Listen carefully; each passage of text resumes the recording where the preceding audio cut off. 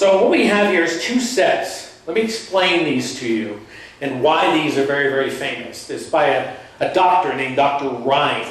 And what he did back in the 1950s for the war, and basically it was for war purposes, to basically see how people can transfer information and how they psychically can do all of that. So he devised a test. It's called the Ryan test. And he came up with these cards. They're called the Ryan cards. And what we have here is a plus sign, a star, a circle, wavy lines, and a square. These are the 5 cards that he actually used in these test experiments to be able to determine how we can transfer information without speaking.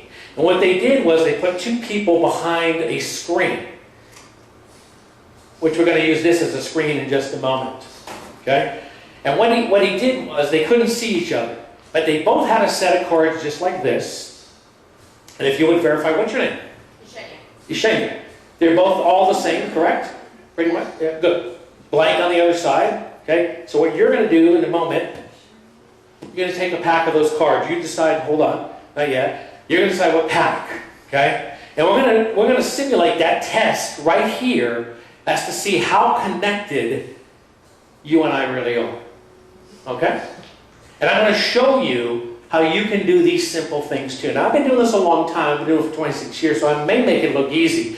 But sometimes I fail. So tonight, hopefully, we're going to be able to pass this test and allow us to show you how this is really going to work and how we can be symbiotic. Okay? Husband and wives know this a lot, where they may be in a situation and they don't even talk, but they give each other the look, and generally the guy knows what that look means. And so,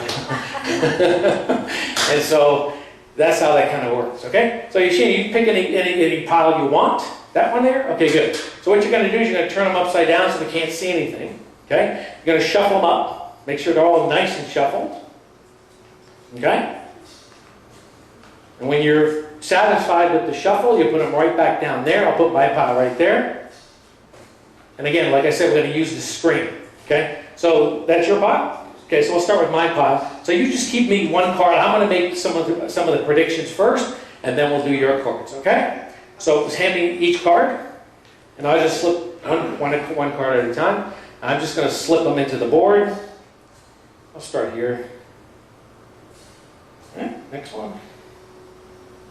All right. Sometimes these little rubber bands are really tight. Put that one here. All right. And the last one. Okay, so I made my choices. And so now you're going to make your choices. I'm going to put your choices up on this side. Okay? So you can start with any number that you want. You'll hand me the card face down, and I'll slide the card in exactly where you want the number. So you don't see it? I don't. Well, you're going to hand it to me. What number did you want? 2. 2. Okay, we'll put your card right there. Okay, 6. 4. 4 will go right there. Good.